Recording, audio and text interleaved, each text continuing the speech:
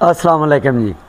राती जनाब महफिल मिलादे मुस्तफा 11 वानेल दे विच ना जी सदाम भाई उन्होंने करवाई सी ते एक उमरे का टिकट रखा सी। अज तुहानू उस खुशकिस्मत इंसान नाल मिलान लगे हैं। हज़ारां की तादाद च लोग महफिल दे विच सीगे ते एक टिकट सीगा वो सैयद सरवर शाह सरकार दा निकलिया। तुहाडी उन्हां नाल मुलाकात कराउने।